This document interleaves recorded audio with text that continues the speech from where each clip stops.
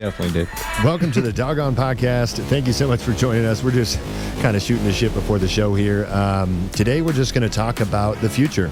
Yeah. We're gonna forecast what we are going to be like in a few days. Yeah. And I think this is the perfect and worst time to do this. This is a violently anxious time, filled with a lot of complex emotions and suppressed emotions. Yes. And I don't know. It's terrible, as crazy as it is, I love it.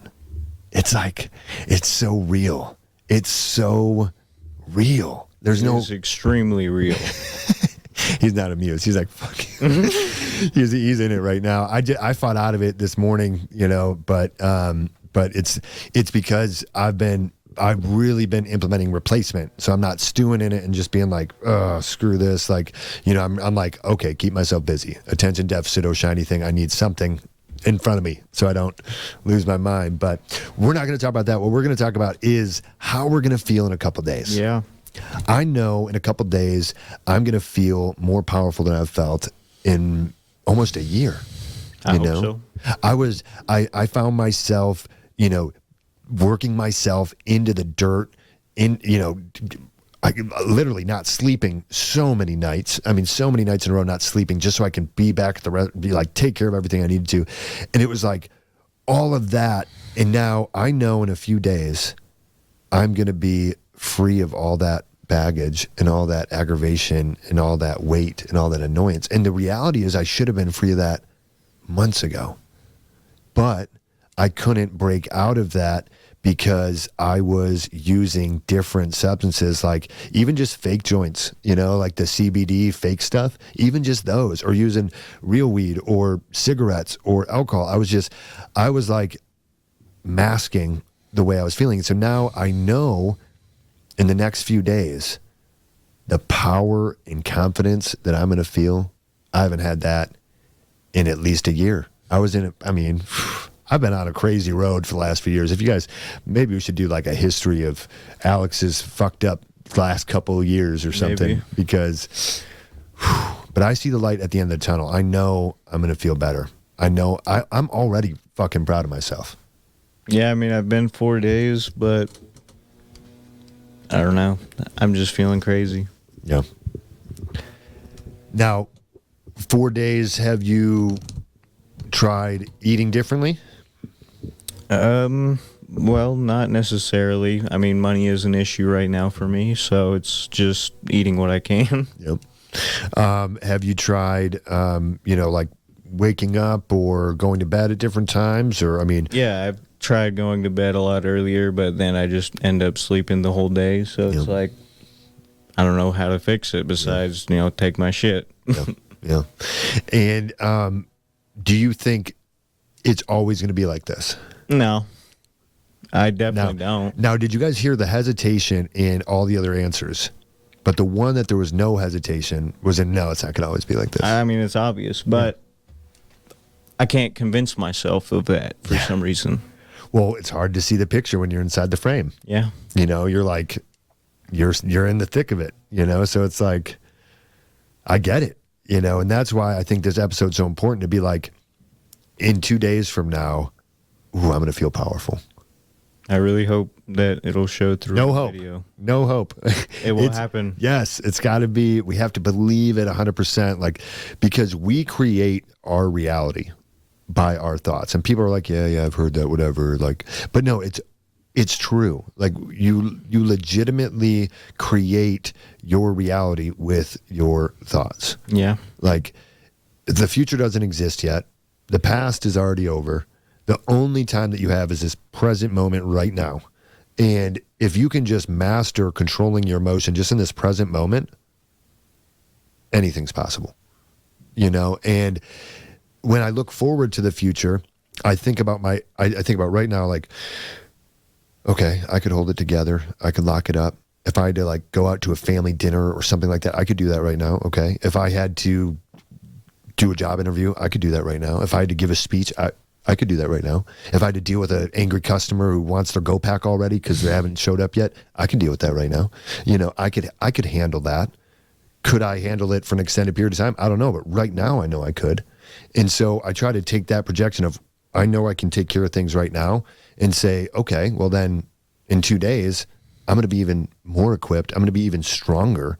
I'm going to have even more resilience. I'm going to be even more of a badass, because it's going to be 2 more days of me going through this crazy cycle. I mean, guys, I can't even tell you. I was writing my journal, and I had like this freak out moment where I had like 15 thoughts of like all about like wanting a cigarette, wanting this, wanting, and I was just like, oh my God. Like I literally was like, I think I just went insane. Like that's what people say when they're like, I lost my mind, I went insane. Like that's literally what happened. Like it happened to me where I was like, I didn't think that.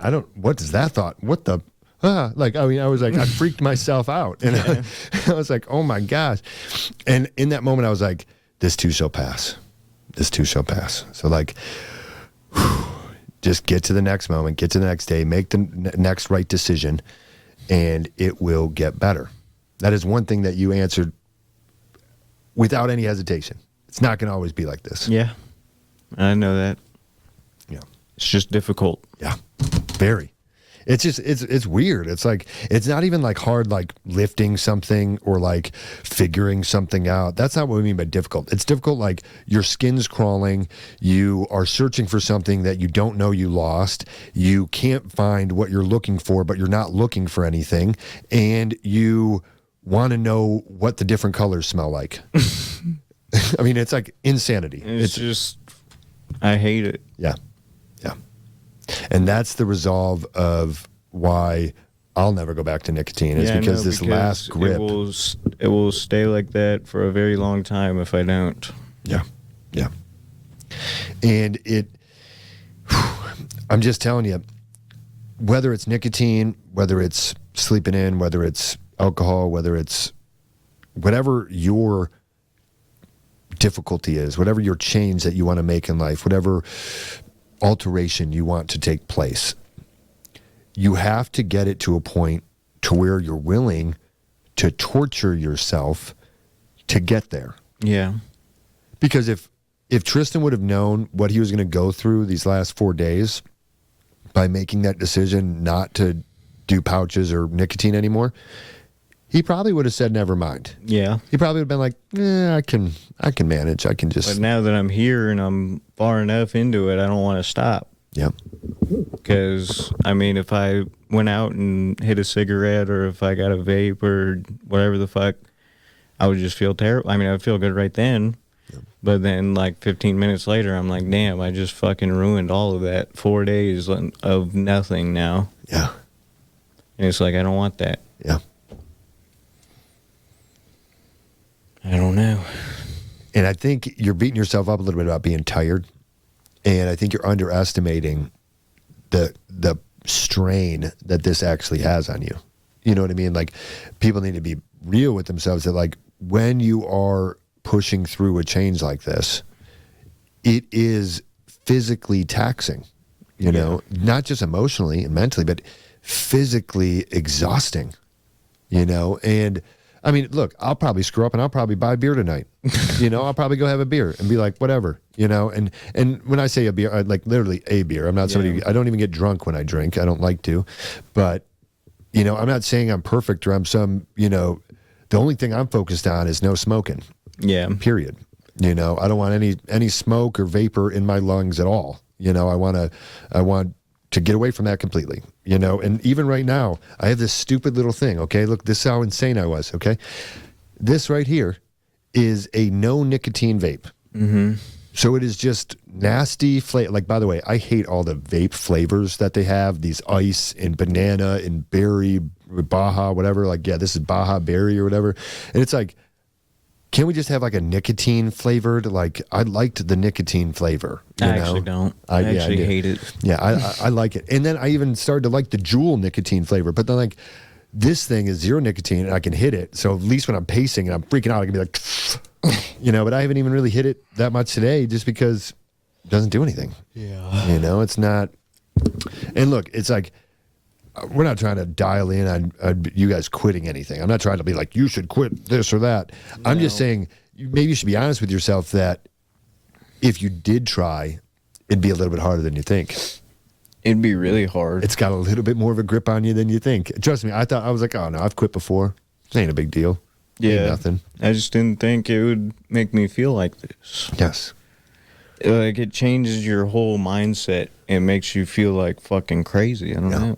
Yeah. But it gives you the opportunity to reaffirm what's important and to dictate to your mind and your body that what I say goes.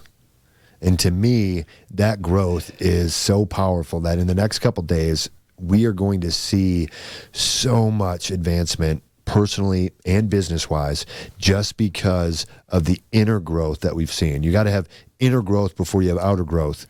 And the amount of inner growth that I've seen over the last few days is unbelievable.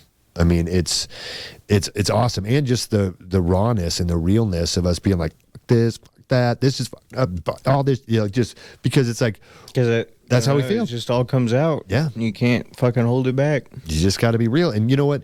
Maybe that stuff needs to be said. Maybe things that we hold back, that we try to be polite, that we try not to, maybe those things need to be said. There's that saying, some things are better left unsaid.